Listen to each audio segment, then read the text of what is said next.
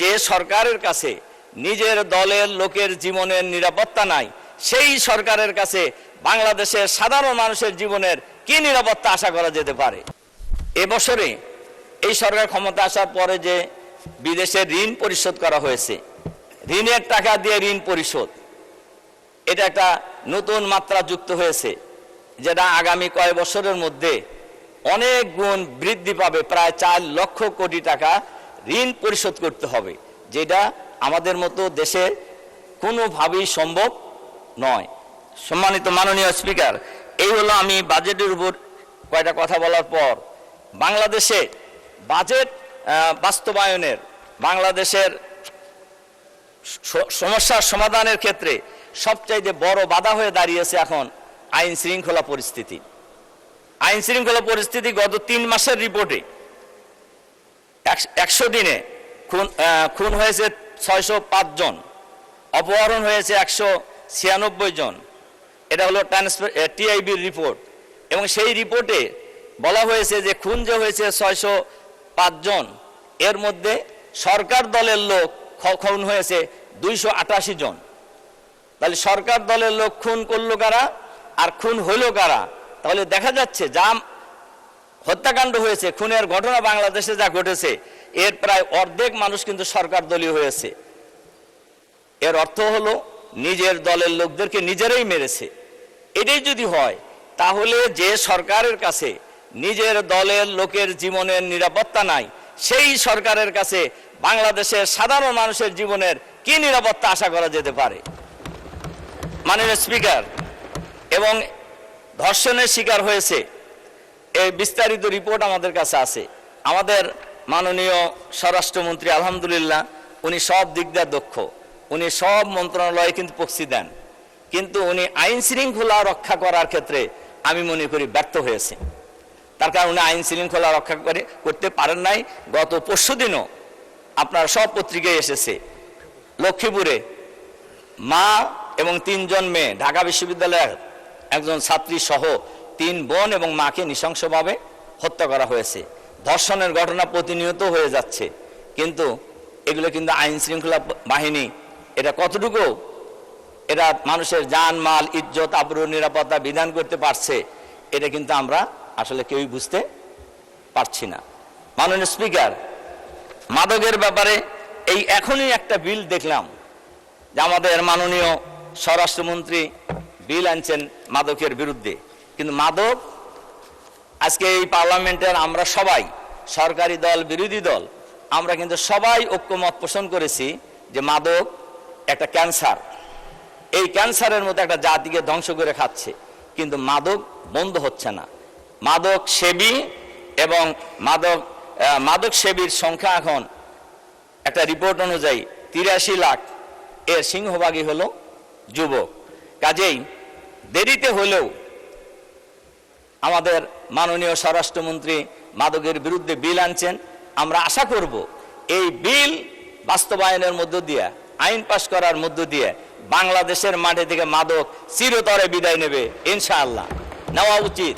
এটা নিতে হলে মাদক সেবী চাইতো মাদক সরবরাহকারীদেরকে আগে চিহ্নিত করতে হবে, এবং মাদক যে দেশ থেকে আসছে এই আশাটা বন্ধ করতে হবে, এটাও কিন্তু স্বরাষ্ট্রমন্ত্রীর দায়িত্ব। তাহলে দেখা যাচ্ছে আইন শৃঙ্খলা পরিস্থিতির অবনতি হয়েছে মারাত্মকভাবে, দেশে কোনো আইন শৃঙ্খলা নাই, আবার মাদকের সয়লাভও হয়েছে, কিন্তু এটাও কিন্তু স্বরাষ্ট্রমন্ত্রীর সাথেই রিলেটেড। এজন্য এই আইন পাশ করার মধ্য দিয়ে আমরা আশা করব মাদক বাংলাদেশ থেকে চিরদিনের জন্য বিদায় নেবে, আমাদের দেশের যুবকরা মাদকের এই নেশা থেকে রেহাই পাবে ইনশাআল্লাহ। মাননীয় স্পিকার, একটা কথা আমরা আগেও বলেছি এবং বলতেই হবে, সেটা হলো গণভোটের রায় বাস্তবায়ন করা। তার কারণ গণভোটের রায় বাস্তবায়ন করা, গণভোট দিয়েছে বাংলাদেশের শতকরা প্রায় 70% মানুষ, এবং আমরা সব দল মিলেই ঐক্যমত কমিশনে আমরা সবাই একমত হয়েছি সংস্কারের জন্য, এবং কি কি সংস্কার হয়েছে এটা গণভোটের সময় পাবলিকলি জানানো হয়েছে, এবং তার ভিত্তিতে মানুষ ভোট দিয়েছে। এবং কিন্তু আমরা লক্ষ্য করছি এই গণভোট এই পার্লামেন্টে সংখ্যাগরিষ্ঠতার জোরে বাতিল করা হয়েছে। কিন্তু বাংলাদেশের মানুষ ওনারা বলেছেন যে সংবিধানের সাথে সাংঘর্ষিক, এ কথা মোটেই সঠিক নয়। তার কারণ শহীদ প্রেসিডেন্ট জিয়াউর রহমান সাহেবের সময় গণভোট হয়েছে, এরশাদ সাহেবের সময় গণভোট হয়েছে, এরপরে বেগম খালেদা জিয়ার সময় গণভোট হয়েছে। তখন তো সংবিধানে গণভোটের কথা ছিল না।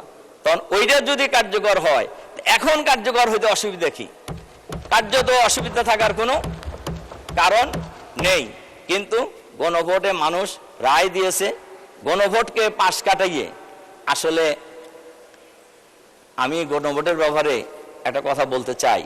আমাদের সরকার দলীয় বন্ধুরা হয়তো রাগ করবেন, রাগ করলেও বলতে হয়। কেয়ারটেকার সরকার 90-র গণ আন্দোলনে জামাত ইসলামী সহ 3 জোটের রূপরেখা ছিল, যারাই ক্ষমতায় আসবে তারা কেয়ারটেকার সরকারের বিল পার্লামেন্টে এনে সংবিধানে সংযোজন করবেন।